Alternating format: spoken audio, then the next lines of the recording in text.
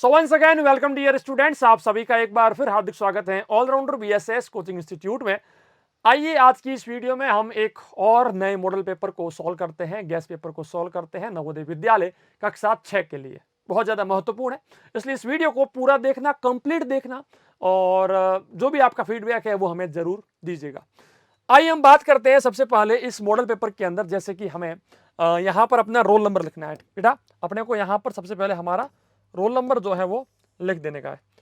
तो आइए सबसे पहले यहां पर हम जो भी हमारा मान लीजिए रोल नंबर है 6789014। अब मान लीजिए ये मेरा रोल नंबर है, ठीक है। ऐसे ही मैंने मान लिया कि भाई साहब ये मेरा रोल नंबर है, तो मैंने इसको लिख दिया। चलो ये हो गया मेरा रोल नंबर। अब यहां पर मुझे मेरा नाम लिखना है, जैसे कि मेरा नाम है रोशन कुमार, ठीक है, मान लीजिए। तो मैं यहां पर लिख दूंगा रोशन कुमार, जो भी आपका नाम है। और यहां पर आपके साइन होंगे वही साइन जो आपने फॉर्म भरते समय किए थे, जैसे कि जो भी आपने जिस प्रकार से किए होंगे साइन, वो साइन आपको यहां पर लिख देने हैं अपने, ठीक है। अब इसके नीचे आएंगे तो आपके लिए कुछ इंस्ट्रक्शंस दिए गए हैं, जो कि मैं आपको बहुत बार बता भी चुका हूं कि कुल मिलाकर मानसिक योग्यता के 40 प्रश्न हैं 50 अंकों के, गणित के 20 प्रश्न हैं 25 अंकों के, और भाषा के 20 प्रश्न हैं 25 अंकों के। कुल मिलाकर 80 प्रश्न आपको 100 अंकों के देखने को मिलेंगे। 2 घंटे का आपको समय मिलेगा। अब यहां पर हम सबसे पहले खंड 1 मतलब कि मानसिक योग्यता के बारे में बातचीत कर रहे हैं, जिसका हम लोग भाग संख्या 1 जो है देखने वाले हैं। अब इसके अंदर क्या कुछ होगा, आइए देखिए। सबसे पहले है हमारा प्रश्न संख्या 1 से लेकर 4 तक, जहां पर हमें क्या करना है कि इन सब में से असंगत कौन सी है, उस आकृति को हमें निकालना है, चूज करना है। जैसे कि यहां पर अगर मैं ऑप्शन नंबर 1 की बात करूं तो ये बेटा हंस रहा है, स्माइल कर रहा है, ये भी स्माइल कर रहा है, ये भी स्माइल कर रहा है, बट ये स्माइल नहीं कर रहा, ये हैप्पी नहीं है।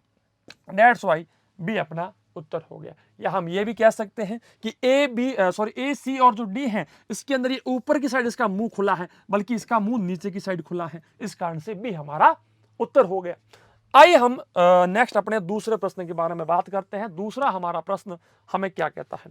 दूसरे प्रश्न के अंदर आप एक चीज जो है आपको फोकस करनी है, एक चीज के ऊपर आपको ध्यान देना है। वो चीज ये है कि देखिए ये जो है ना सर्किल सर्किल सर्किल इस प्रकार से लाइन में आ रहा है। ये भी बेटा देखिए पूरी लाइन में आ रहा है, स्क्वायर स्क्वायर स्क्वायर मतलब कि वर्ग वर्ग वर्ग। यहां पर भी देखो लाइन में आ रहा है, लेकिन यहां पर इस लाइन में नहीं आ रहा। उल्टी लाइन में तो आ रहा है, यहां पर तो आ रहा है, लेकिन इस लाइन के अंदर जो है नहीं आ रहा। इस कारण से क्या होगा, अपना उत्तर क्या होगा, डी हमारा उत्तर हो जाएगा। क्या होगा, डी हमारा बिल्कुल सही उत्तर हो जाएगा। आइए हम बात करते हैं अपने तीसरे प्रश्न के बारे में। बहुत ही आसान, बहुत ही अच्छा प्रश्न है ये भी। देखिए अगर मैं ऑप्शन नंबर 1 की बात करूं तो ये चीज देखिए बेटा, ऊपर की साइड इसके जो है फाइनल, जो उसके लास्ट जो कॉर्नर है ना, कॉर्नर, वो कॉर्नर बेटा ऊपर की साइड है। इसके भी फाइनल जो कॉर्नर है वो ऊपर की साइड है, इसके भी फाइनल कॉर्नर जो है वो ऊपर की साइड है, लेकिन इसके फाइनल कॉर्नर बेटा नीचे की साइड है, ऊपर की साइड नहीं है। इस कारण से क्या हो गया, सी मेरा उत्तर हो गया। इसी प्रकार से हम लोग बात कर रहे हैं चौथे प्रश्न के बारे में। चौथा हमारा प्रश्न हमें क्या कहता है, पीएमआर, ठीक है, पीएमआर, ओएमआर, ओएमआर, ओएमआर। तो बाकी सब में ओ है, देखिए ओ ओ है, लेकिन यहां पर ओ की जगह पी है, इस कारण से ए मेरा उत्तर हो गया।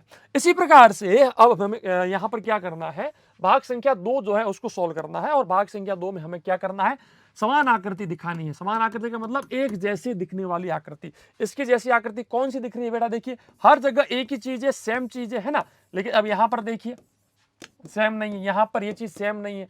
तो बेटा ऑप्शन नंबर सी जो है मेरा बिल्कुल सही उत्तर हो गया। इसी प्रकार से यदि मैं बात करूं बेटा छठे प्रश्न के बारे में, छठा मेरा प्रश्न मुझे क्या कहता है, देखिएगा ये दो चीजें इसके ऊपर फोकस करो। यहां पर ये ब्लैक हो गया, यहां पर है, यहां पर है ही नहीं, यहां पर तो है भाई साहब, ठीक है। अब नेक्स्ट हमें क्या चेक करना है कि इसके नीचे क्या चीज है, ये चीज है बेटा, ठीक है। तो वो चीज यहां पर भी है, और इसके नीचे क्या है बेटा, ब्लैक डॉट है, लेकिन ब्लैक डॉट यहां पर नहीं है, इस कारण से डी मेरा बिल्कुल सही उत्तर हो जाता है। आइए बेटा हम लोग बात करते हैं सातवें प्रश्न के बारे में। सातवां मेरा प्रश्न मुझे क्या कहता है, यहां पर देखिए एक सर्कल के अंदर एक जोड़ का चिन्ह है, यहां पर जोड़ का चिन्ह नहीं है, यहां पर है, लेकिन ये लाइन ऊपर से जा रही, बल्कि मुझे लाइन नीचे से निकालनी है, ये उल्टा हो गया, इस कारण से डी मेरा बिल्कुल सही उत्तर हो गया। आइए 8वें प्रश्न के बारे में बात करते हैं। 8वां हमारा प्रश्न हमें क्या कहता है, ये 2 लाइनें हमने खींच दी, इन 2 लाइनों से जाती हुई एक लाइन ऊपर की ओर उस साइड जा रही है, यहां पर कोई लाइन नहीं जा रही, यहां पर है, यहां पर नहीं है, यहां पर भी नहीं है, इस कारण से बी मेरा सही उत्तर हो गया। आइए हम बात करते हैं अपने तीसरे भाग के बारे में, जहां पर हमें आकृति को पूर्ण करना है, आकृति पूरक, है ना, इसको और इसको हम लोग ये भी बोलते हैं पैटर्न कंप्लीशन, इसको कहा जाता है पैटर्न कंप्लीशन भी इसको बोला जाता है। अब यहां पर हमें क्या करना है कि ये जो मिसिंग पार्ट है इसकी जगह पर क्या आएगा ये अपने को बताना होता है। तो यहां पर जैसे कि मैंने एक लाइन ड्रॉ की, ये ब्लैक सर्किल मैंने बनाया और एक यहां पर मैंने ये व्हाइट सर्किल बना दिया। तो इस प्रकार की आकृति बेटा कौन सी है, ऑप्शन नंबर सी के अंदर मेरा बिल्कुल सही उत्तर है। हम लोग बात करते हैं 10वें प्रश्न के बारे में।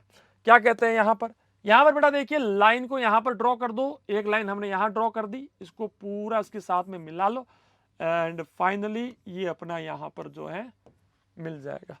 तो ये बेटा क्या होगा अपना इसका उत्तर, इसका सही उत्तर होगा डी। बेटा क्या होगा, डी हमारा बिल्कुल सही उत्तर होगा। अभी हम लोग बात करते हैं 11वें प्रश्न के बारे में। 11वां हमारा प्रश्न हमें क्या कहता है, यहां पर इस प्रकार से हमें बनाना है। तो इस प्रकार की आकृति, ये आकृति बेटा कहां पर बन रही है, ये आकृति ऑप्शन नंबर सी के अंदर हमारी बिल्कुल सही से बन रही है। हम लोग बात करते हैं 12 नंबर प्रश्न के बारे में, 12वें प्रश्न के बारे में। यहां पर ये सर्किल हो गया, यहां पर भी सर्किल हो गया और इस प्रकार से ये जो है हमने ब्लैक डॉट बना करके बना देना है, जो कि ऑप्शन नंबर ए के अंदर हमारा बिल्कुल सही उत्तर है। आइए अभी हम बात करते हैं अपने चौथे भाग के बारे में। चौथा भाग जहां पर हमें श्रृंखला को पूर्ण करना है, सीरीज को कंप्लीट करना है, ठीक है। अब जैसे कि क्या मतलब है कहने का कि इन दोनों में क्या चेंज आया, देखिए ये यहां पर घूम गया, उल्टा हो गया और यहां पर मल्टीप्लाई जो है एक जो है बढ़ गया, फिर से घूमा एक मल्टीप्लाई और बढ़ा, फिर से घूम जाएगा। तो जब फिर से घूमेगा तो क्या होगा, पहले कितने मल्टीप्लाई थे, अब 4 मल्टीप्लाई आ जाएंगे, तो 4 गुणा के चिन्ह आएंगे, जो कि ऑप्शन नंबर सी के अंदर मेरा बिल्कुल सही उत्तर है ना। यदि आपको साफ ना दिख रहा है तो आप 1080 पिक्सल के ऊपर इस वीडियो को देखिएगा, आपको बिल्कुल साफ से दिख जाएगा। आइए हम बात करते हैं 14 नंबर प्रश्न के बारे में, 14 नंबर क्वेश्चन के बारे में। यहां पर ये क्या कहता है बेटा, देखिएगा सबसे पहले एल जो है, इस एल को हमने यहां शिफ्ट कर लिया, एम को हमने नीचे शिफ्ट कर लिया, एस को यहां शिफ्ट कर लिया और इसको यहां शिफ्ट किया, फिर इसको हमने नीचे शिफ्ट किया, इसको इस साइड शिफ्ट किया, इसको इस साइड और इसको ऊपर किया, फिर से बेटा वही करेंगे, इसको यहां कर दो, एल को नीचे कर दो, एम को इस साइड कर दो और ये जो एस है इसको ऊपर कर दो। तो कुल मिलाकर के ऑप्शन नंबर सी हमारा बिल्कुल सही उत्तर हो जाएगा। आइए हम बात करते हैं 15 नंबर प्रश्न के बारे में। 15 नंबर प्रश्न हमारा क्या कहता है, देखिए सबसे पहले एक लाइन थी, एक मल्टीप्लाई यहां था, एक मल्टीप्लाई यहां था, फिर एक लाइन और बढ़ाई, उसके पास में एक और जो है मल्टीप्लाई बढ़ गया, एक लाइन और बढ़ा लो तो एक मल्टीप्लाई यहां पर और बढ़ गया, अब एक लाइन और बढ़ा करके एक मल्टीप्लाई और बना लो, है ना। तो कुल मिलाकर के डी हमारा जो है बिल्कुल सही उत्तर हो जाएगा। आइए हम बात करते हैं 16 नंबर प्रश्न के बारे में। 16वें प्रश्न के बारे में क्या कहता है हमारा 16 नंबर प्रश्न, देखिए सबसे पहले हमने एक लाइन नीचे ड्रॉ की, फिर हमने एक लाइन, इसको थोड़ा सा घुमा दो या कुछ भी कर दो, एक लाइन हमने और ड्रॉ कर ली। तो अब हम क्या कर सकते हैं, एक लाइन और ड्रॉ कर सकते हैं। और अगर मैं बात करूं तो ऑप्शन नंबर डी हमारा बिल्कुल फिट बैठ रहा है। इसका रीजन समझिए, पहले कितनी लाइनें थी, पहले बेटा 2 लाइनें थी, फिर 3 लाइनें हुई, फिर 4 लाइनें हुई, तो अब 5 होगी। अब बेटा 5 यहां पर तो है, लेकिन बेटा देखिए सेंटर से जा रही है, ये 5, ये देखिए 6 लाइनें हैं, ये 5 है लेकिन बीच में आ गया डॉट, तो फाइनली मेरा डी जो है उत्तर हो जाएगा। आइए अभी हम बात करते हैं अपने 5वें भाग के बारे में, मतलब कि 17 से लेकर 20 तक के जो प्रश्न हैं उनके बारे में बात कर लेते हैं। यहां पर हमें क्या करना है, वर्गीकरण करना है, वर्गीकरण, जिसको हम लोग एनालॉजी भी बोलते हैं या फिर रिलेशनशिप वाले प्रश्न, संबंध वाले प्रश्न, जो संबंध इन दोनों के मध्य में है, बीच में है, वही संबंध यहां पर होना चाहिए। देखिएगा यहां पर क्या है, यहां पर ये जो आकृति है, ये जो फिगर है, इसको हमने उल्टा कर दिया, ठीक है, उल्टा किया, बाकी हमने कोई चेंज नहीं किया, ठीक है। इसको भी हम लोग यहां पर उल्टा कर देंगे, उल्टा कर देंगे, और जो चीज जहां पड़ी है इसको बाहर निकाल देंगे, और ये जो चीज बाहर थी उस चीज को अंदर लेके आ सकते हैं, ठीक है। तो कुल मिलाकर क्या हो सकता है हमारे पास, ऑप्शन नंबर बी हमारा बिल्कुल मैच कर सकता है। क्या मैच कर सकता है, बी हमारा सही उत्तर मैच कर सकता है। यदि हम 18वें प्रश्न के बारे में बात करें तो जो संबंध इनके बीच में है वही संबंध यहां पर होना चाहिए। यहां पर देखिए एक वर्ग का एक सर्किल का चौथा भाग यहां पड़ा है तो इसने पूरा सर्किल बना दिया। तो एक वर्ग का चौथा भाग यहां पर है तो हम एक पूरा वर्ग बना देंगे, एक पूरा स्क्वायर बना देंगे। इस कारण से ए मेरा सही उत्तर हो जाएगा। आइए हम बात करते हैं 19वें प्रश्न के बारे में। 19वां हमारा प्रश्न क्या कहता है, इन दोनों में संबंध क्या है भाई, इसको हमने उल्टा कर दिया, घुमा दिया। तो बेटा इसको भी हम लोग जो है घुमा सकते हैं। तो जब हम लोग इसको घुमाएंगे तो क्या होगा, लाइन इस जा रही है, यहां जाएगी, ऊपर जा रही, तो ये नीचे नहीं, ऐसा तो नहीं होगा, लाइन उस साइड जाएगी, ये गलत बना दिया हमने, लाइन इस साइड जाएगी, ठीक है, उल्टी साइड में। तो कुल मिलाकर के ए मेरा जो है बिल्कुल सही उत्तर हो जाएगा। आइए हम बात करते हैं 20 नंबर प्रश्न के बारे में, अपने 20वें प्रश्न के बारे में। यहां पर इनके बीच में क्या संबंध है, ये उल्टा हुआ और ये वाला भाग हो गया ब्लैक, इसको कर दो उल्टा बेटा, सेम चीज, ठीक है। तो ये चीज ऊपर आएगी, नीचे आएगी और इसको हम लोग ब्लैक कर देंगे। तो ऑप्शन नंबर सी हमारा जो है बिल्कुल सही उत्तर हो जाएगा। नेक्स्ट हम बात करते हैं 21 से लेकर के 24 तक के प्रश्न भाग संख्या 6 के बारे में, है ना। भाग संख्या 6 के अंदर है ज्यामितीय आकृति, मतलब कि ज्योमेट्रिकल फिगर कंप्लीशन, ज्यामितीय आकृति को पूर्ण करना, ठीक है। अब जैसे कि यहां पर क्या आएगा ताकि ये आकृति पूरी हो जाए, तो बेटा हम यहां पर ये आकृति सेट कर सकते हैं जो कि अपना ऑप्शन नंबर ए के अंदर बिल्कुल मैच कर रहा है, ठीक है बेटा, ए हमारा बिल्कुल सही उत्तर होगा। बात करते हैं 22वें प्रश्न के बारे में। यहां पर क्या आ सकता है, तो यहां पर आप लोग देख सकते हैं, अगर इस प्रकार की आकृति हम लोग बना लें तो ये अपना बिल्कुल सही उत्तर हो जाएगा, जो कि ऑप्शन नंबर डी के अंदर मेरा बिल्कुल सही उत्तर है। क्या होगा, डी मेरा बिल्कुल सही उत्तर होगा। नेक्स्ट प्रश्न के बारे में बात करते हैं। ये प्रश्न क्या कहता है, अब यहां पर बहुत सारे बच्चों को कंफ्यूजन होगी, वैसे ये तो ऑप्शन बिल्कुल रॉन्ग होगी, यहां पर रॉन्ग हो गया क्योंकि ये जो है लाइन राइट एंगल बना रही है, 90 डिग्री का कोण बना रही है, इस कारण से ये सेट नहीं बैठेगा।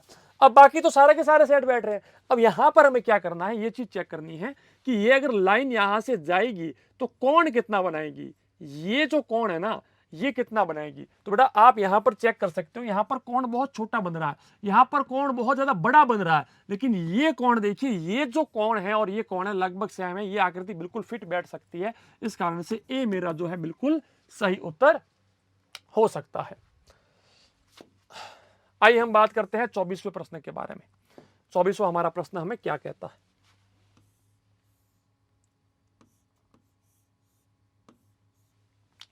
ये आकृति ऑप्शन नंबर ए के अंदर मैच कर रही है, बिल्कुल परफेक्टली मैच कर रही है। अब कुछ बच्चे यहां पर ये बोल सकते हैं कि सर ए को ही क्यों, और भी बहुत सारे ऑप्शंस हम ले सकते हैं, क्योंकि यदि हमने लाइन यहां पर ड्रॉ की है तो हम लाइन सीधी क्यों ड्रॉ नहीं कर सकते। तो यदि हम कितने भी ड्रॉ कर ले, लेकिन बीच में स्पेस तो बेटा वही रहेगा, है ना। अब यहां पर देखिए नीचे वाला पोर्शन अपना मैच नहीं कर रहा, यहां पर इसने इसको बहुत ज्यादा पतला कर दिया। और अगर हम इसकी बात करें, ऑप्शन नंबर डी की बात करते हैं, चलिए ऑप्शन नंबर डी को थोड़ा सा एक बार ऑब्जर्व करते हैं कि ऑप्शन नंबर डी और ऑप्शन नंबर ए में क्या फर्क है। बेटा देखिए ए अपना गलत हो जाएगा। ए गलत क्यों हो गया, क्योंकि देखिए ये देखिए आप, ये लाइन कितनी जा रही है उस साइड में, लेकिन हमें ज्यादा खींचनी नहीं है, लाइन को थोड़ा सीधा रखना है। तो इस कारण से ऑप्शन नंबर डी ही हमारा सही उत्तर होगा। पहले मुझे फील हुआ कि ए होगा, लेकिन ए नहीं होगा। आइए हम बात करते हैं अपने 7वें भाग के बारे में। 25 से लेकर के 28 तक जो अपने प्रश्न हैं उनके बारे में हम लोग बात करते हैं। क्या होगा, मिरर इमेजिंग, दर्पण प्रतिबिंब। दर्पण प्रतिबिंब जो है यहां पर हमें निकालना है। अब ये किस प्रकार से उल्टा हो जाएगा, बेटा जब ये उल्टा होगा तो 5 उल्टा हो जाएगा, 4 उल्टा हो जाएगा, 2 भी उल्टा हो जाएगा, तो ए हमारा बिल्कुल सही उत्तर हो जाएगा। यदि हम 26वें प्रश्न की बात करें तो बेटा देखिए ये जब उल्टा घूमेगा इस प्रकार से, देखिए पहले यहां पर था मिरर, अब यहां पर है, तो ये उल्टा घूम जाएगा। तो जब उल्टा घूमेगा तो ऑप्शन नंबर बी हमारा बिल्कुल सही से मैच कर जाएगा। अब हम बात करते हैं 27वें प्रश्न के बारे में। 27वां हमारा प्रश्न हमें क्या कहता है, तो देखिए जब इसके अंदर घूमेगा, ये उल्टा घूमेगा, तो कुल मिलाकर के ऑप्शन नंबर बी हमारा जो है बिल्कुल सही उत्तर हो जाएगा। आइए हम बात करते हैं 28वें प्रश्न के बारे में। 28वां हमारा प्रश्न हमें क्या कहता है, जब ये घूमेगा, ऐसे रोटेट होगा, तो आर और एफ जो है ये बिल्कुल इस प्रकार से मैच करेंगे, तो ए हमारा बिल्कुल सही उत्तर हो जाएगा। हम बात करते हैं बेटा अपने 8वें भाग के बारे में। 8वां भाग 29 से लेकर के 32 तक के सारे प्रश्न इसके अंदर आते हैं। यहां पर हमें बेटा क्या दिखाना है, फोल्डिंग वाले प्रश्न, यानी कि एक जो पेज होता है उसको फोल्ड करना और फोल्ड करना और फोल्ड करना, फिर उसको काटना, काटने के बाद वापस खोलने के बाद क्या दिखेगा ये अपने को बताना होता है। तो यहां पर जैसे कि सबसे पहले इस साइड फोल्ड किया, फिर इसको नीचे फोल्ड किया, फिर इस प्रकार से काट दिया गया, तो कुल मिलाकर के यही आकृति जो है हर जगह बन जाएगी। तो इस प्रकार से ऑप्शन नंबर सी हमारा बिल्कुल सही उत्तर है। बेटा क्या होगा, सी हमारा बिल्कुल सही उत्तर होगा। प्रश्न संख्या 30 के बारे में बात करते हैं। सबसे पहले ऊपर फोल्ड किया, फिर इस साइड फोल्ड किया, फिर हमने इसको वापस खोलेंगे तो क्या होगा, 2 यहां पर सर्किल और वही 4 सर्किल नीचे बन जाएंगे। तो कुल मिलाकर के ऑप्शन नंबर डी हमारा बिल्कुल सही उत्तर होगा।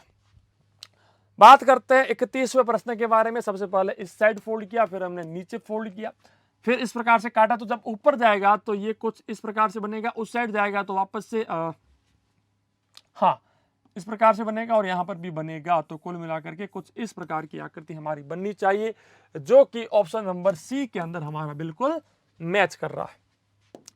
हम बात करते हैं 32वें प्रश्न के बारे में। 32वां हमारा प्रश्न हमें क्या कहता है, सबसे पहले इस साइड फोल्ड किया, फिर हमने इसको ऊपर फोल्ड किया, फिर हमने इस प्रकार से काटा, जब नीचे आएगा तो कुल मिलाकर के कुछ इस प्रकार की आकृति हमारी बनेगी। उस साइड जाएगा तो कुछ इस प्रकार की आकृति बनेगी मेरी, और जब इस साइड से जाएगा तो भी कुछ इस प्रकार की आकृति बनेगी, है ना। तो और हाँ यहां पर जो है ये सर्किल भी तो बनेंगे ना, ये सर्किल भी तो बनेंगे, गोले भी बनेंगे। तो कुल मिलाकर के ऐसी एक आकृति हमारी बननी चाहिए, जो कि ऑप्शन नंबर बी के अंदर बिल्कुल सही है।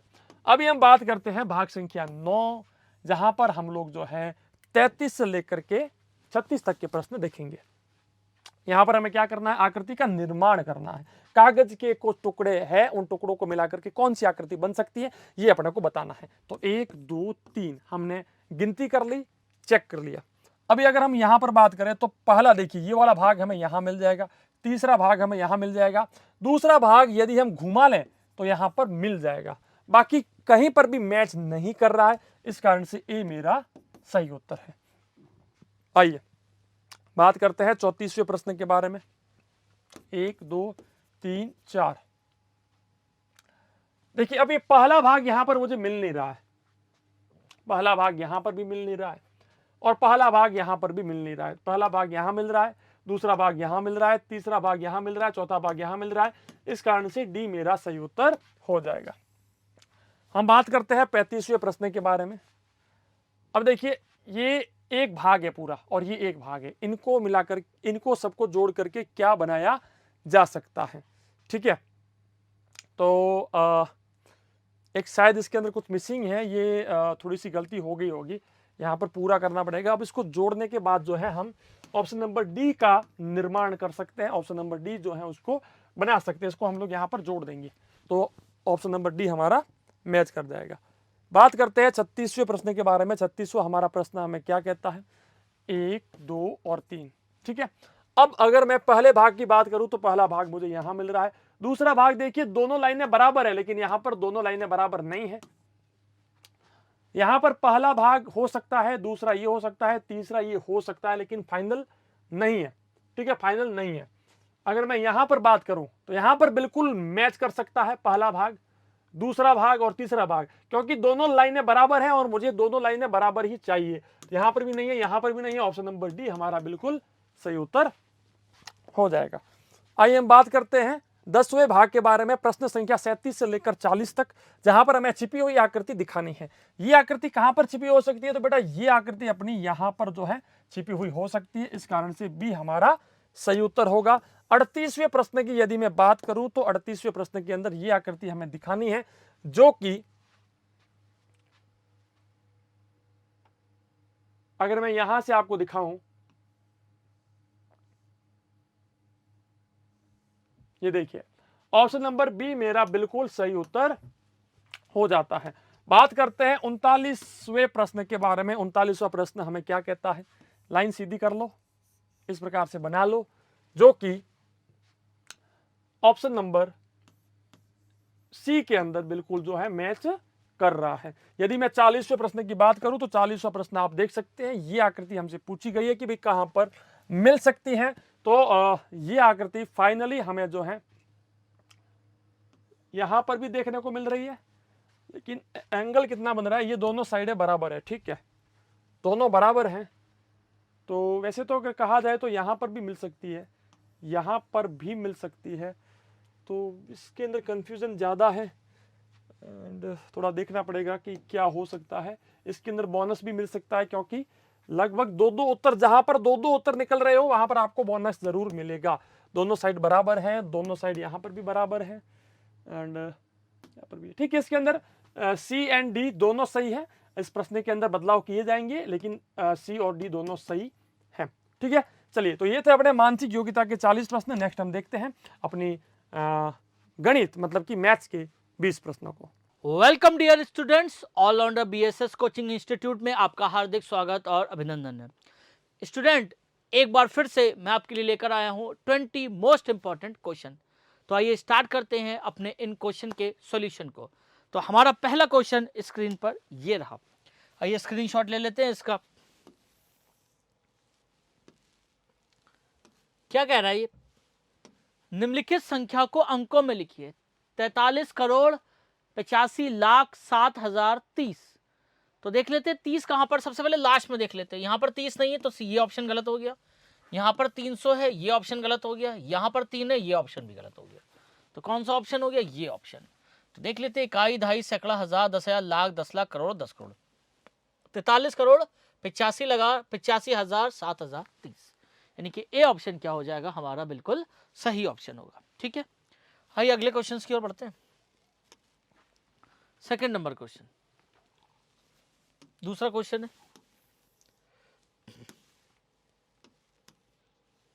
क्या कह रहा है? 450, 640 और 600 का मासपा ज्ञात कीजिए। आइए, मासपा ज्ञात करने की मैंने आपको विधि सिखाई है। अभाज्य गुणनखंड की सहायता से हम मासपा ज्ञात कर सकते हैं। तो आइए ज्ञात करते हैं।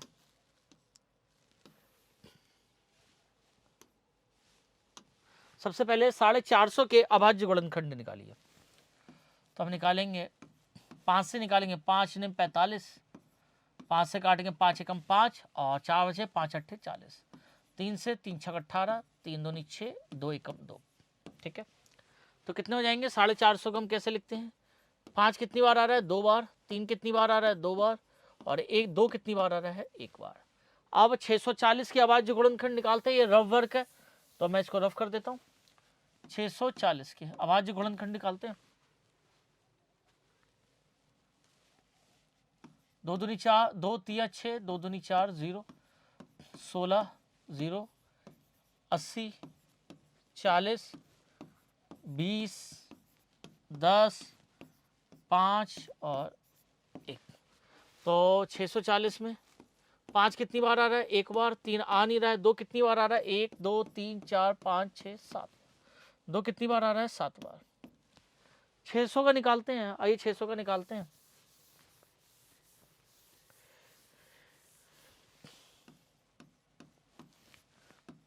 तीन सौ, 150, 3 15, 5 छक्का 30, 2 3 6, 3 एकम 3। तो 5 कितनी बार आ रहा है? आप कहेंगे 600 में 5 आ रहा है आपका 1 और 1 2 बार। 3 कितनी बार आ रहा है? 3 आ रहा है 1 बार सिर्फ। और 2 कितनी बार आ रहा है? आप कहेंगे 1 2 3 बार। अब हमें क्या ज्ञात करना है? मासपा। तो सबसे पहले हम क्या देखें कि तीनों में ऐसा कौन सी संख्या है जो उभयनिष्ठ है? आप कहेंगे 2 संख्याएं उभयनिष्ठ है, एक तो 5 है और एक 2 है। ठीक है, अब 5 में देखिए अलग अलग घाते हैं, एक है 2, एक है 1 और एक है 2। मैंने आपको बताया था मासपा में सबसे छोटी घात लेंगे, तो क्या लेंगे? 5 की पावर 1। और कौन सा दूसरा नंबर उभयनिष्ठ है? 2। इसकी पावर 1 है, इसकी पावर 7 है, इसकी पावर 3 है। तो सबसे छोटी पावर क्या है? 1। तो 2 की पावर क्या लेंगे? 2 की पावर 1। तो 5 और 2 कितना हो जाएगा? 10। तो इसका मासपा कितना हो जाएगा? 10, यानी कि सी ऑप्शन क्या हो जाएगा हमारा? बिल्कुल सही ऑप्शन होगा, यानी कि सी आंसर हमारा बिल्कुल सही होगा। ठीक है, आगे बढ़ते हैं अपने अगले क्वेश्चंस की ओर। निम्नलिखित को सरल कीजिए। आइए सरल करते हैं।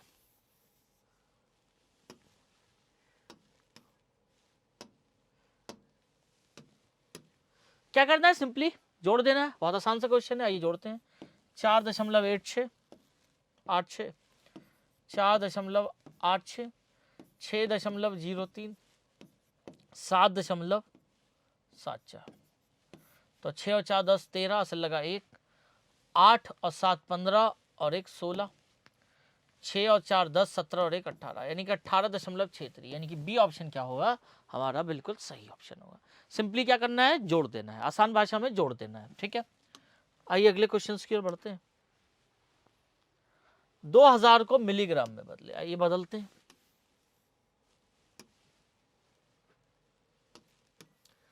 2000 मिलीग्राम को ग्राम में बदले, तो हम जानते हैं कि एक मिलीग्राम में कितने ग्राम होते हैं, आप कहेंगे 1/1000 ग्राम होते हैं। तो 2000 मिलीग्राम में कितने होंगे, आप कहेंगे 2000 से गुणा कर दो, 2000/1000 ग्राम।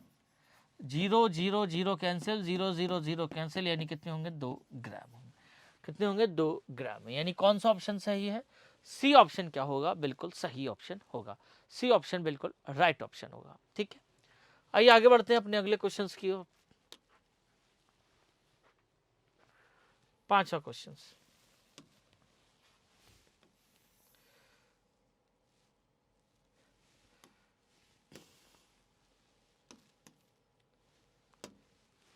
एक कक्षा में 4 छात्रों का वजन 50.2 किलोग्राम, 46.2 किलोग्राम, 60.5 किलोग्राम और 50 किलोग्राम है छात्रों का औसत वजन।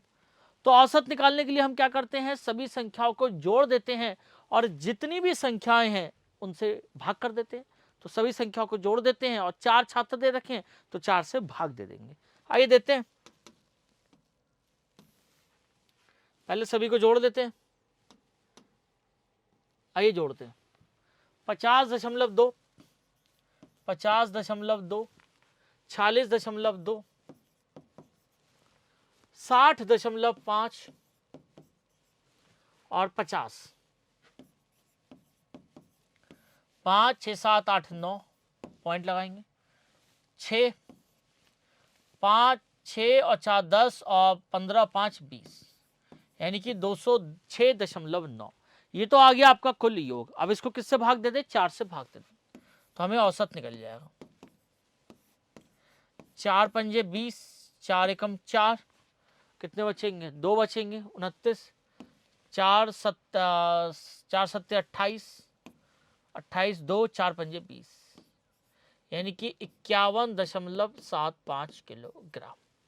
तो कौन सा ऑप्शन सही है, आप कहेंगे डी ऑप्शन हमारा बिल्कुल सही है, यानी कि डी ऑप्शन बिल्कुल सही है। औसत कितना है, 51.75 किलोग्राम। औसत कैसे निकालते हैं, सभी को जोड़ देते हैं और जितनी भी संख्याएं होती हैं उससे भाग दे देते हैं, ठीक है। आइए आगे बढ़ते हैं अपने अगले क्वेश्चन की ओर। 6 नंबर क्वेश्चन।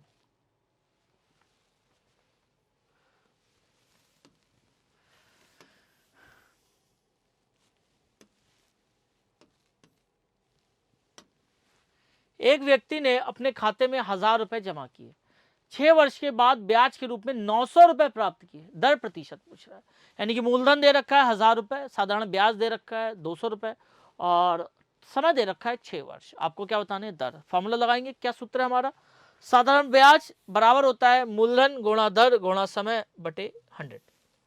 मूलधन कितना है, आप कहेंगे 1000 रुपए।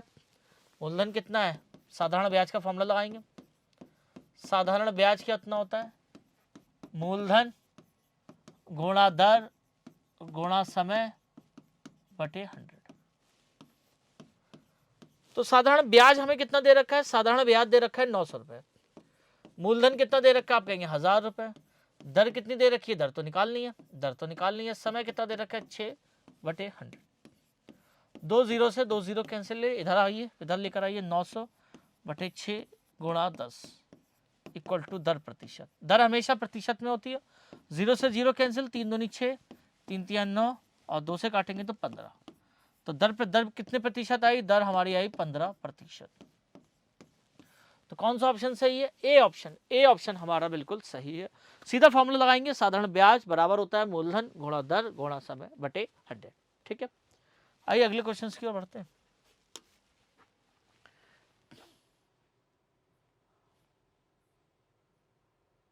ये तो बहुत आसान से क्वेश्चन है। क्या कह रहा है? 144 बटे 196 का वर्गमूल। तो 144 का वर्गमूल क्या होता है? आप कहेंगे 12 होता है। और 196 किसका होता है? 14 का होता है। तो 12 बटे 14, यानी कि ए ऑप्शन क्या होगा? बिल्कुल सही होगा। ए ऑप्शन क्या होगा? बिल्कुल सही होगा। 144 का वर्गमूल 12 और 196 का 14 होता है। ठीक है, आइए आगे बढ़ते हैं, अगले क्वेश्चन की ओर बढ़ते हैं।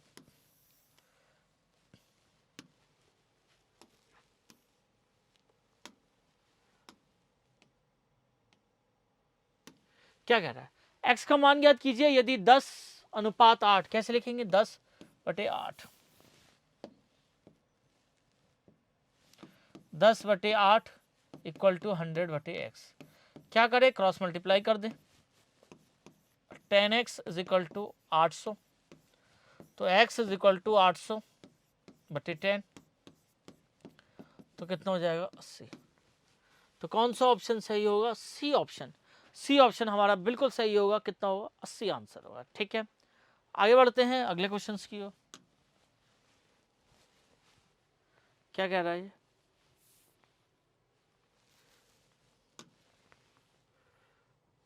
9th number question.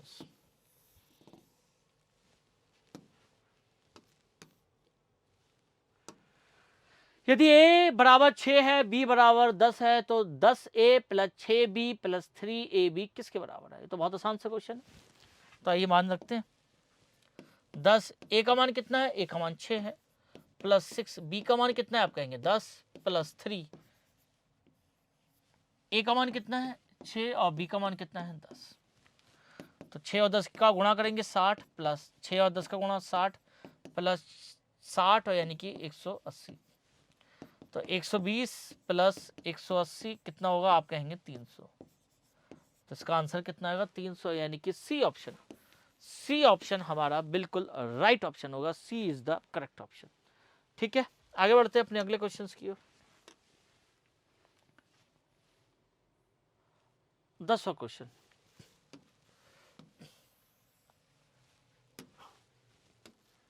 क्या कह रहा है ये? सुरेश ने एक मोटरसाइकिल 30,000 में खरीदी और उसे 24,000 में बेच दिया, तो हानि प्रतिशत ज्ञात कीजिए। क्रय मूल्य कितना दे रखा है? 30,000 रुपए। विक्रय मूल्य कितना दे रखा है? 24,000 रुपए। विक्रय मूल्य क्रय मूल्य से ज्यादा है, विक्रय मूल्य क्रय मूल्य से कम है, तो हमें क्या होगी? हानि होगी। कितने की हानि होगी? आप कहेंगे 6,000 रुपए की हानि होगी। तो आइए निकालते हैं हानि प्रतिशत। क्रय मूल्य कितना दे रखा है? आप कहेंगे क्रय मूल्य है आपका 30,000 रुपए। विक्रय मूल्य आप कहेंगे 24,000 रुपए। विक्रय मूल्य कितना है? 24,000 रुपए। विक्रय मूल्य क्रय मूल्य से कम है, तो हमें क्या होगी? हानि। हानि का सूत्र क्या होता है? हानि होता है विक्रय मूल्य माइनस क्रय मूल्य। तो 30,000 विक्रय मूल्य नहीं, क्रय मूल्य माइनस क्रय मूल्य। विक्रय मूल्य, हानि क्या होती है? क्रय मूल्य माइनस विक्रय मूल्य। विक्रय मूल्य, क्रय मूल्य कितना है? 30,000। विक्रय मूल्य कितना है? 24,000। तो हानि कितने की होगी? 6,000, यानी कि 6,000 रुपए की आपकी क्या हो गई? हानि हो गई। अब हमें निकालना है हानि प्रतिशत। तो हानि प्रतिशत क्या क्या सूत्र होता है? हानि प्रतिशत बराबर होता है हानि बटे क्रय मूल्य गुणा 100। हानि कितने की है? 6,000 रुपए की। क्रय मूल्य कितना है? 30,000 रुपए का गुणा 100। 1 2 3 1 2 3, 1 0 से 1 0 कैंसिल, 3 दूनी 6, यानी कि 20% की क्या हो गई? हानि हो गई। 20% की हानि होगी, यानी कि ए ऑप्शन हमारा बिल्कुल सही होगा। सबसे पहले क्रय मूल्य दे रखा है 30,000 रुपए, विक्रय मूल्य दे रखा है 24,000 रुपए। तो विक्रय मूल्य क्रय मूल्य से क्या है? कम है, तो हमें हानि होगी। आप कहेंगे कितने की हानि होगी? 6,000 रुपए की हानि। तो 6,000 रुपए की हानि किस पे होगी? 30,000 रुपए पे। तो 100 रुपए पे, तो 100 पे कितनी होगी? 20%। 20% की हानि होगी। ठीक है, आगे बढ़ते हैं अगले क्वेश्चंस की। 11th नंबर क्वेश्चन,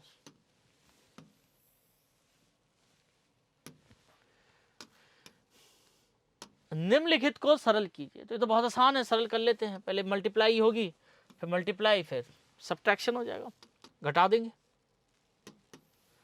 आइए करते हैं। तो पहले इसकी मल्टीप्लाई होगी, तो देखो पॉइंट से पॉइंट कटेगा, तो ये हो जाएगा 6 7 1 2 3 प्लस पॉइंट नीचे। देखो एक काम करो, देखो इसके नीचे पॉइंट हटाएंगे, 10 बढ़ाएंगे, 0 से 0 कैंसिल होगा, पॉइंट हटाएंगे 2 0, 0 से 0 कैंसिल हो जाएगा, यानी कि ये पूर्णांक बन जाएंगे। तो कितना हो जाएगा 6 7 1 0 0 3 प्लस 9 3 2 8 9 9 7 माइनस के 9 9 9 1 2 3 4 बार 0। अब सबसे पहले इनको जोड़ देते हैं, आइए जोड़ते हैं।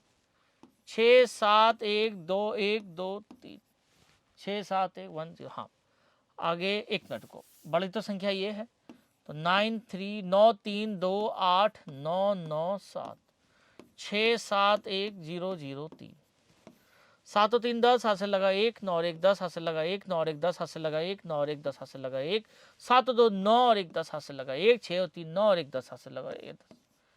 अब इसमें से क्या घटाना है, ये घटा लेते हैं। कितने जीरो हैं, 4 जीरो हैं, 1 2 3 4 जीरो है, और कितनी बार 9 है, 3 बार। तो आइए घटा लेते हैं। 0 0 0 0, 10 में से 9 गया 1, और 9 में से 9 गया 0, और 10,000। कितना आंसर आ रहा है, 10,000। कितना आंसर आएगा, 10,000। तो ऑप्शन कौन सा सही होगा, B option. B option is the right option. 9 में से 9 गया 0, फिर 9 में से 9 में से 10 में से 9 गया 0, फिर ये आपका हो गया 9, 9 में से 9 गया 0, और फिर 9 में से 9 गया 0, यानी कि हमारा कौन सा ऑप्शन सही होगा, 10,000। 10,000 हमारा बिल्कुल सही ऑप्शन होगा। ठीक है, ये कितना दे रखा है, इकाई, दहाई, सैकड़ा, हजार, 10,000, लाख, 10 लाख, 10 लाख, 99 लाख 90,000, और 10,000 जोड़ देंगे तो कितना बन जाएगा, 1 करोड़ बन जाएगा। कितना बन जाएगा, 1 करोड़। आइए अगले क्वेश्चन की ओर बढ़ते हैं। 12वें नंबर क्वेश्चन,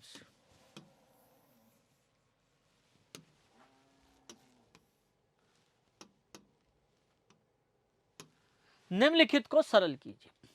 तो बोडामास का नियम अप्लाई करेंगे हम। सबसे पहले छोटा ब्रैकेट कितना आ जाएगा, ये 15, कितना आएगा, 15 आएगा। अब 12 में से 15 गया तो इसका आंसर आएगा हमारा -3।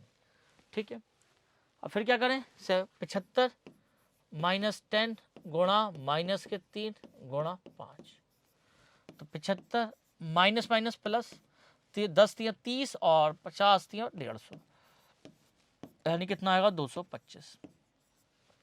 तो कौन सा ऑप्शन सही होगा, सी ऑप्शन। 225 हमारा बिल्कुल सही ऑप्शन होगा। ठीक है, बोडामास का नियम का प्रयोग करेंगे। ठीक है, आइए आगे बढ़ते हैं अगले क्वेश्चंस की ओर। 13वां नंबर क्वेश्चन,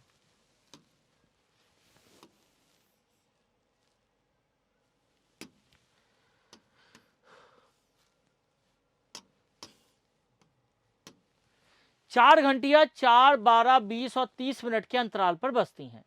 यदि वे प्रातः 10 बजे एक साथ बजती हैं तो वे दोबारा किस समय एक साथ बजेंगे। तो मैंने आपको बताया था, जब भी घंटियां अलग अलग बजे, कब वो पूछे आपसे कब एक साथ बजेंगी, ट्रैफिक लाइट कब एक साथ जलेंगी, तो आप क्या निकाल दें, लासपा निकाल दें। और लासपा का आंसर कितना होगा, जो इसका आंसर होगा मिनट है तो मिनट आंसर होगा। ठीक है, तो लासपा निकालते हैं 4 12 20 और 30 का।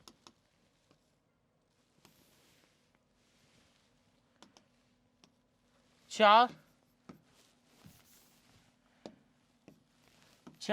12 20 और 30 का लासपा निकालेंगे। 2 दूनी 4, 2 छंग 12, 10 15, 2 2 एकम 2, 2 3 6, 2 पंजे 10 और 15। 5 से काटेंगे 1 3 1 और 3, 3 से काटेंगे 1 1 1 और 1, 5 दूनी 10, 10 दूनी 20, 20 तिया 60, यानी कि लासपा कितना आया, 60 मिनट। यानी कि अगली बार वो कितने मिनट के बाद बजेंगी, 60 मिनट। 60 मिनट का मतलब 1 घंटा, 60 मिनट का मतलब 1 घंटा। 1 घंटा 10 बजे सुबह बजेंगी, तो अगली बार कब बजेंगी, 11 बजे, 1 घंटे बाद, यानी कि 11 बजे एक साथ बजेंगी। यानी कि 10 बजे वह एक साथ बजेंगी, यानी कि 1 घंटे के बाद 1 घंटे के बाद यानी कि 11 बजे वह एक साथ बचेंगी। आपको क्या निकालना होता है? साधारण सी बात है, लसपा निकालना होता है। ठीक है, आगे बढ़ते हैं अगले क्वेश्चन की ओर। ये तो बहुत आसान है, ये तो यहीं पे कर लेते हैं। 600 का 60%, 600 का, एक मिनट रुक जाना,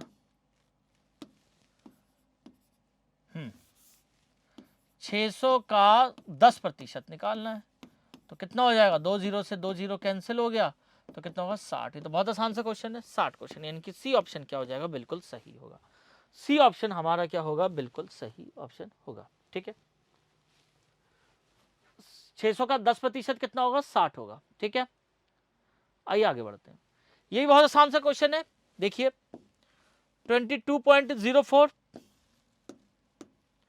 22.04 इंटू 3 इंटू 0.4 इंटू 0 आ गया, गुणा में क्या आ गया? 0। अगर गुणा में एक बार भी 0 आ गया तो आंसर कितना होगा? 0।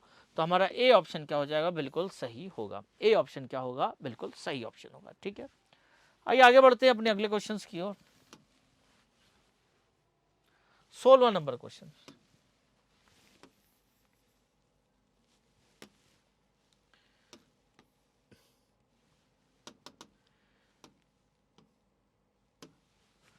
आपको इसका मान बताना है, तो बहुत आसान सा क्वेश्चन है। पहले ब्रैकेट को, कोष्टक को हल कर लेते हैं। 28 में से 26 गया 2, और 2 प्लस 3 कितना हो जाएगा? 5। यानी कि यहां पर लिखो x इक्वल टू 30 भाग, ये कितना हो गया? 5। तो x का मान कितना हो जाएगा? आपका हो जाएगा 6। तो कौन सा ऑप्शन सही होगा? A option. ए ऑप्शन क्या होगा? बिल्कुल सही हो। 30 को 5 से भाग दे दोगे, कितना आएगा? 6 ऑप्शन होगा। ठीक है, आइए आगे बढ़ते हैं।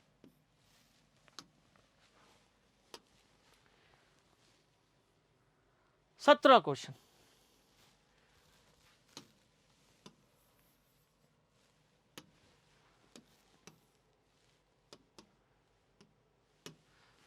सबको क्या करना है? जोड़ना है। तो आइए जोड़ देते हैं। 3 और 0, 1 मिनट रुको, 3.000 लिख लेते हैं, फिर 0.03, 0.003, जहाँ कुछ नहीं है वहाँ 0 लगा दूँ। 3.033, कहाँ पर है? C option. सी ऑप्शन क्या हो जाएगा? बिल्कुल सही ऑप्शन होगा। सी ऑप्शन हमारा एकदम सही ऑप्शन होगा। ठीक है, आगे बढ़ते हैं अगले क्वेश्चन की ओर।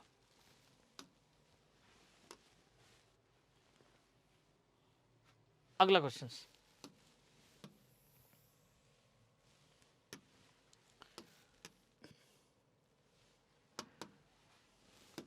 एक आदमी ने एक घड़ी को 3% के लाभ पर बेचा। यदि घड़ी का क्रय मूल्य 300 रुपए था तो विक्रय मूल्य क्या था? तो जब भी आपको क्रय मूल्य और लाभ प्रतिशत दे रखा है तो विक्रय मूल्य का फॉर्मूला या सूत्र मैंने आपको बता रखा है, क्या होता है? आइए लिखवाते हैं। सबसे पहले लिखवाते हैं, विक्रय मूल्य क्या इतना होता है?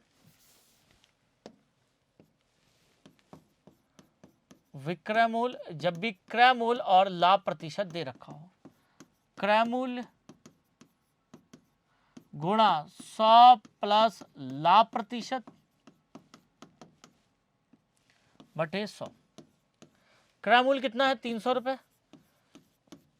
लाभ प्रतिशत कितना है? 3। 100 में 3 जोड़ोगे कितना हो जाएगा? 103 बटे 100। 2 जीरो से 2 जीरो कैंसिल हो गया, 3 3 9, 0 309, यानी कि विक्रय मूल्य कितना हो गया? आप कहेंगे विक्रय मूल्य हो गया आपका 309 रुपए, यानी कि सी ऑप्शन क्या हो जाएगा? बिल्कुल सही ऑप्शन होगा। विक्रय मूल्य कितना होगा? 309 रुपए। आइए आगे बढ़ते हैं अगले क्वेश्चन की ओर। 30 और 60 का मासापा ज्ञात कीजिए। तो बहुत आसान सा क्वेश्चन है, यही याद कर लेंगे। 30 को क्या लिख सकते हैं? आप कहेंगे 30 को लिख सकते हैं 30 को लिख सकते हैं 30 गुणा 1, और 60 को क्या लिख सकते हैं? 30 गुणा 2। तो देखो दोनों में कौन सी संख्या है जो उभयनिष्ठ है? आप कहेंगे 30 उभयनिष्ठ है, बाकी कुछ भी उभयनिष्ठ नहीं है।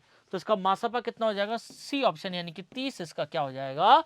मासापा हो जाएगा, यानी कि 30 और 60 का मासापा कितना होगा? 30 होगा। ठीक है, अगला क्वेश्चन देखते हैं। एक आदमी ने 6 दर्जन संतरे खरीदे।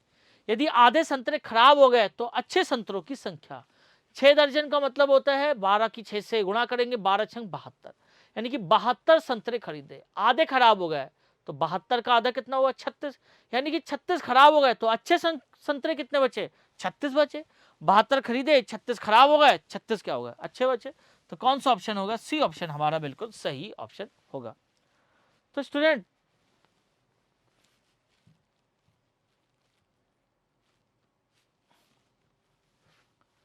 स्टूडेंट ये थे आज के हमारे 20 महत्वपूर्ण क्वेश्चन।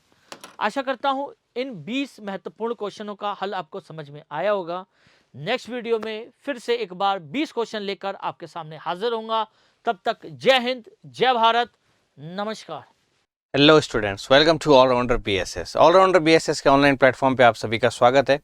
तो चलिए शुरू करते हैं। हमारा पहला अनुच्छेद है यहाँ पर कि फुटबॉल एक बहुत ही रोचक खेल है, इंटरेस्टिंग गेम है, रोचक खेल है फुटबॉल। यह बहुत व्यायाम देता है। फुटबॉल 2 टीमों द्वारा खेला जाता है। प्रत्येक टीम में 11 खिलाड़ी होते हैं, जिसमें से एक गोलकीपर होता है। ठीक है। फुटबॉल एक बड़े खेल के मैदान में खेला जाता है। दोनों ओर गोल पोस्ट होते हैं। ठीक है। जैसे कि यहाँ पर एक गोल पोस्ट, एक गोल पोस्ट यहाँ पर, 11 खिलाड़ी यहाँ के होते हैं, 11 खिलाड़ी यहाँ पर होते हैं, एक खिलाड़ी गोल कीपर, इसका भी एक खिलाड़ी गोल कीपर। तो इधर बच गए 10, इधर भी बच गए 10। 10 आपस में भिड़ते हैं और ये चाहते हैं कि बॉल को जो है इस गोल पोस्ट में डालें, और ये चाहते हैं बॉल को इस गोल पोस्ट में डालें। गोल पोस्ट कुछ नहीं, ऐसा पोल होता है, उस पोल के अंदर बॉल को डालनी होती है। उसको रोकने की कोशिश एक गोल कीपर करेगा, पर आपको उसको चकमा दे के डालना होता है। ठीक है। हाथों का इस्तेमाल इसमें नहीं किया जाता है, सिर्फ पैरों का इस्तेमाल किया जाता है। सर का भी कर सकते हैं, छाती का भी कर सकते हैं, मतलब कुल मिलाकर हाथों का इस्तेमाल नहीं करना है, और जो करना है करो।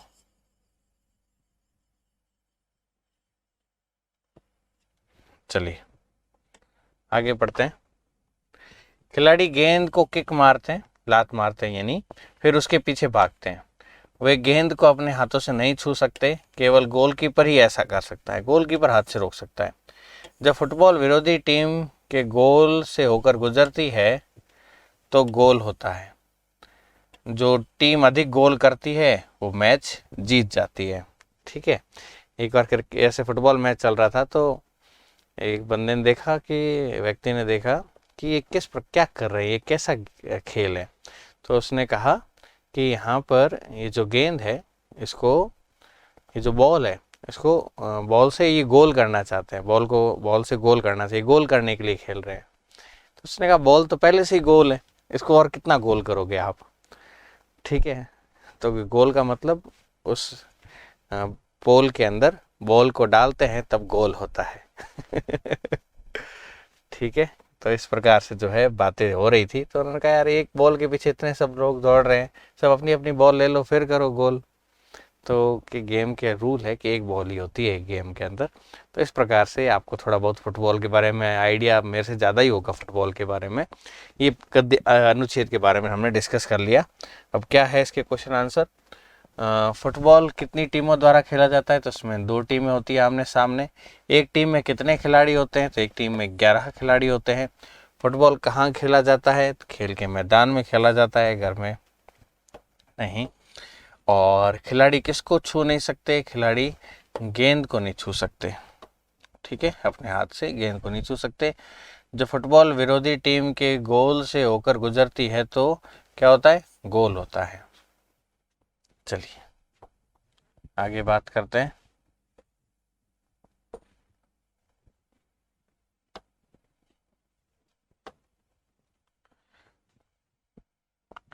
जल्दी उठना स्वस्थ रहने की कुंजी है। जिसके पास यह अभ्यास है वह अधिक समय तक जीवित रहता है। वह रोग बीमारी को दूर रखता है और क्रियाशील बनता है। सुबह की सैर एक तरह का व्यायाम है। सुबह की हवा ताज़ा होती है। सैर करने वाला व्यक्ति तेज और हंसमुख होता है। उसका दिमाग हमेशा ताज़ा रहता है और सोचने और काम करने में ज़्यादा सक्षम होता है। अगर हम सुबह की सैर का आनंद लें तो हमें पूरे दिन के सभी कामों में बहुत खुशी मिलती है। इसलिए सुबह की सैर एक अच्छा और मुफ्त टॉनिक है, हम प्रकृति का ऐसा मुफ्त उपहार क्यों खोए।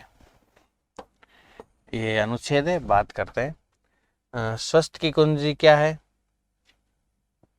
स्वास्थ्य की कह सकते हैं कि उसकी कुंजी क्या है, मेन की क्या है, जल्दी सोना, जल्दी उठना, जल्दी खेलना या जल्दी खाना। तो इसका क्या हो जाएगा आंसर, जल्दी उठना। हालांकि जल्दी सोओगे तभी जल्दी उठोगे, लेकिन अनुच्छेद के अनुसार हमें जल्दी उठना इसका उत्तर है। व्यायाम होता है, सुबह की सैर, शाम की सैर, सुबह का भोजन या सुबह खेलना। तो सुबह की सैर एक अच्छा व्यायाम है। और सुबह की हवा कैसी होती है, सुबह की हवा ताज़ा होती है। और उसके अलावा ये तो था आपका 8th, ठीक है। उसके बाद में सुबह जल्दी उठना कैसा होता है, सुबह जल्दी उठना अच्छा होता है। और ताज़ा यहाँ पर क्या है, तो ताज़ा क्या है, यहाँ विशेषण है।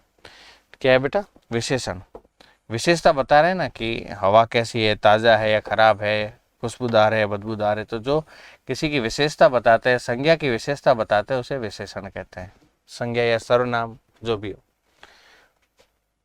अगला, एक दिन मैं सुबह जल्दी उठा, मैंने देखा कि आसमान में बादल जमा हो रहे हैं। मैं 7 बजे अपने स्कूल के लिए निकल पड़ा। मैं मुश्किल से 5 मिनट ही चला था कि बारिश की बूंदें गिरने लगी। जल्दी बारिश शुरू हो गई। मैं बड़ी मुश्किल से स्कूल पहुंचा।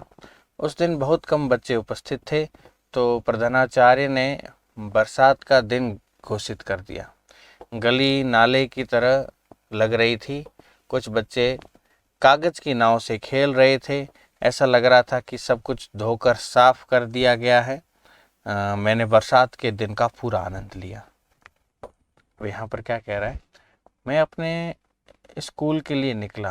कितने बजे निकला था, ये टाइम पूछ रहा है ना। अरे यार, टाइम पूछ रहा है, स्कूल के लिए कितने बजे निकला।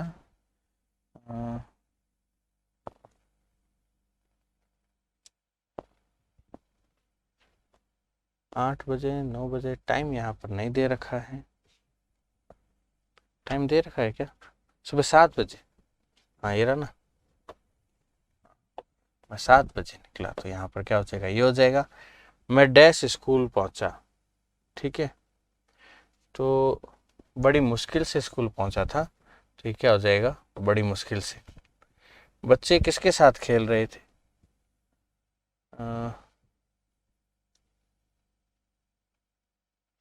कागज की नाव के साथ खेल रहे थे, है ना। यहाँ पर क्या हो जाएगा, कागज की नाव। सब कुछ कैसा लग रहा था, धुला धुला साफ दिख रहा था, धुला हुआ साफ दिख रहा था। और अगला है कि पहुंचना क्या है, तो पहुंचना एक तरह की क्या है, क्रिया है। ओके, अगला है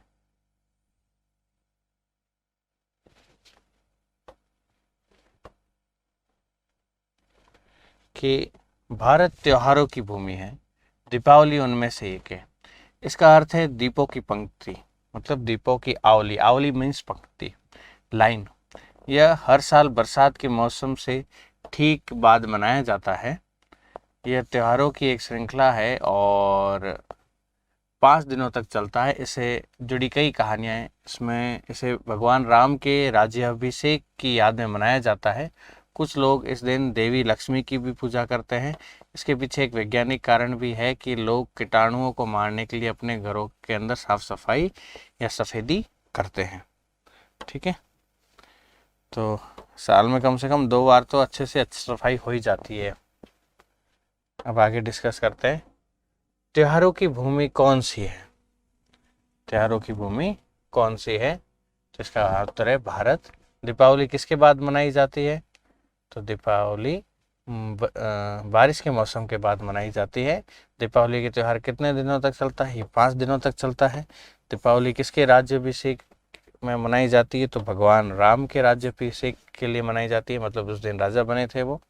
इस दिन लोग किसकी पूजा करते हैं, देवी लक्ष्मी, गणेश, विष्णु और कृष्ण। तो यहाँ पर आ जाएगा देवी लक्ष्मी की भी ये इस दिन पूजा करते हैं। तो उम्मीद करता हूँ सब कुछ अच्छे समझ में आया होगा। मिलते हैं अगली क्लास में, तब तक के लिए जय हिंद, वंदे मातरम, जय भारत, धन्यवाद। पढ़ते रहिए, आगे बढ़ते रहिए।